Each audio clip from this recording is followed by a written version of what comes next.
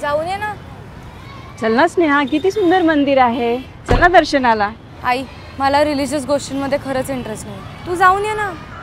असं काय करतेस तू? आता बाहेर देशात जातेस ना शिकायला, तिथे काय मंदिर असणार आहे? चल ना दर्शन करून घे. आई, अगं देवधर्माच्या गोष्टी मला खोट्या वाटतात.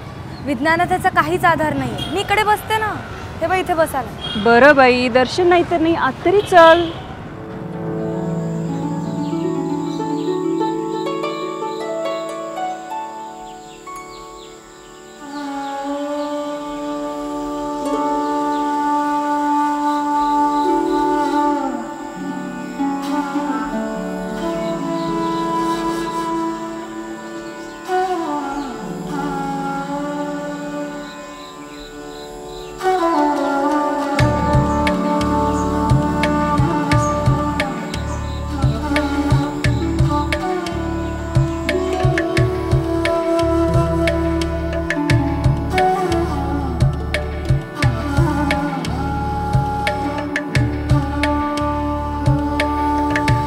तू थांब इथे, मी दर्शन घेऊन येते.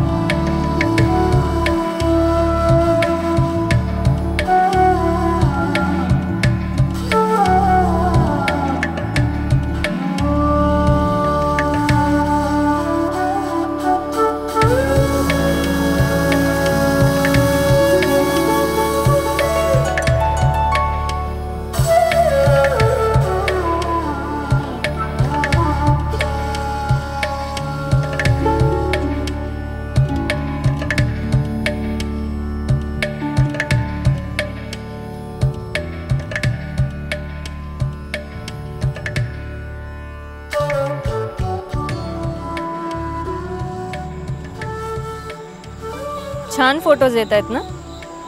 या नेचर्स प्रिटी.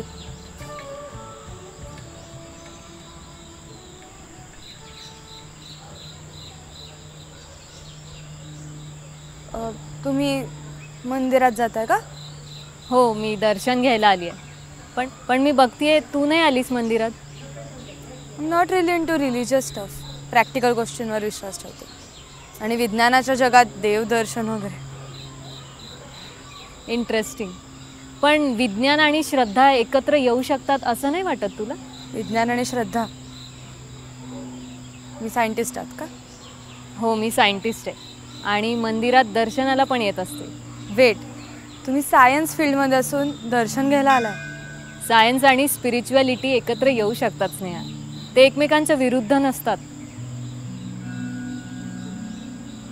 पण असं कसं? तुम्ही सायंटिस्ट आहात ना, मग सायंटिफिक बेसिस शिवाय तुम्ही असं कसा विश्वास ठेवू शकता? हे बघ, सायन्स हे जीवन समजून घेण्याचं एक साधन आहे. पण काही गोष्टी अशा असतात ज्या आपल्याला थोड्याशा वेगळ्या पद्धतीने समजून घ्याव्या लागतात. उदाहरणार्थ नवरात्र. तुला माहिती आहे का नवरात्रीचं सायंटिफिकली काय महत्त्व आहे? उपवास. पण मला त्याच्यात पण काही महत्त्वाचं नाही वाटत. पण विचार कर, नवरात्र ही 2 महत्त्वाच्या ऋतुबदलांच्या वेळी साजरी केली जाते. म्हणजे वसंत ऋतू आणि शरद ऋतूच्या सुरुवातीला. आता यावेळी हवामान बदललेलं असतं, त्यामुळे शरीरातल्या रोगप्रतिकारक शक्तीला बूस्ट करण्याची गरज असते. फास्टिंग म्हणूनच करतात का? हो, शरीराला डिटॉक्सिफिकेशनची गरज असते. आपण नवरात्रीत काही विशिष्ट अन्नपदार्थ टाळतो, हो ना? जसं की कांदा, लसूण, मांस, अंडी. याने काय होतं, शरीरातले जे दोष आहेत, वात, पित्त आणि कफ, यांना बॅलन्सिंग करण्यासाठी हे उपयोगी ठरतं. मन आणि शरीर दोन्ही शुद्ध करण्याचा हा काळ असतो.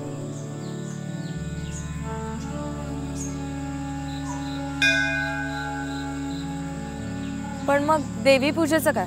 ते पण सिंबॉलिक आहे का? हे बघ, देवी म्हणजे शक्ती, स्त्री शक्ती.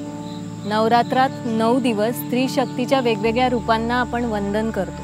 दुर्गा, सरस्वती, लक्ष्मीच्या रूपांमध्ये स्त्रीचे सृजनशील, संरक्षण करणारे आणि पोषण करणारे रूप आपण साजरे करतो. पण देवांच्या या फॉर्म्सला सायंटिफिक रिझनिंग कुठे आहे? त्यातही आहे. हे फक्त देवी देवतेचं स्वरूप नसून प्रत्येक स्त्रीच्या आंतरिक शक्तीचं स्वरूप आहे. म्हणजे तुला माहिती आहे, नवरात्रात वापरले जाणारे रंग सुद्धा सिम्बॉलिक आहेत. म्हणजे सांभाळ, नवी सुरुवात, शांतता आणि समृद्धी यांचे प्रतीक आहे. म्हणजे ते रंग दर दिवशी वेगळे घालतात ते, त्याचं पण महत्त्व आहे? हो, प्रत्येक रंग हा एक विशिष्ट ऊर्जेचं प्रतीक आहे. Grey for removing negativity, orange for peace and knowledge, red for passion and fury and green for regeneration.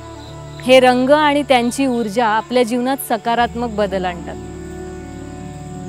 पण देवीच्या एका मूर्तीवरती एवढा विश्वास ठेवणं हे कसं मॅनेज करतात? तू ज्याला मूर्ती म्हणतेस ते एक सिम्बॉलिझम आहे. म्हणजे देवीच्या मूर्तीमध्ये श्रद्धा तर असते, पण त्यातून ऊर्जा मिळवणं महत्त्वाचं. ते एक माध्यम आहे स्नेहा. त्यातून आपल्या जीवनातल्या नकारात्मक गोष्टींवर आपण विजय मिळवू शकतो. आणि उपवास, त्याचं काय महत्त्व आहे? हे बघ, उपवास हा शरीराच्या शुद्धीकरणासाठी असतो, पण त्याचं एक सामाजिक आणि मानसिक महत्त्व सुद्धा आहे. म्हणजे उपवासाने शरीर तर निरोगी राहतंच, पण मनावर ताबा मिळवण्याचं ते एक साधन आहे. आपल्या भावनांवर नियंत्रण ठेवण्याचं एक साधन आहे. म्हणून तर याला संपूर्ण डिटॉक्सिफिकेशनची प्रोसेस म्हणतात. माझी आई नेहमी उपवास करते, पण तेव्हा मी एवढं काही महत्त्व नाही द्यायचे. पण आता तुझं बोलणं ऐकून मला असं वाटतंय की मी काहीतरी वेगळंच समजत होते. आणि देवपूजा हे फक्त धार्मिक कार्य नाही आहे स्नेहा, हे स्त्री शक्तीचं सेलिब्रेशन आहे. म्हणजे स्त्रीला तिच्या सगळ्या रूपांमध्ये सन्मान दिला जातो. आई, बहीण, पत्नी आणि योद्धा, हे नवरात्राचं खरं महत्त्व. पण तुम्ही कोण? स्नेहा, काय इथे काय करतेस? चल, कोणाशी बोलतेस?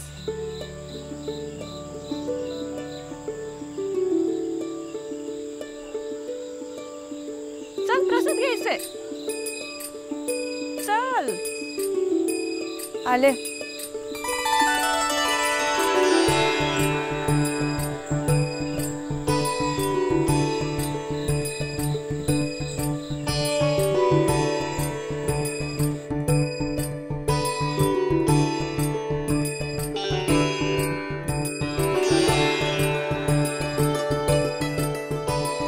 नमस्कार, मी अमृता सुरेश आणि मी संज्ञा उपाध्याय.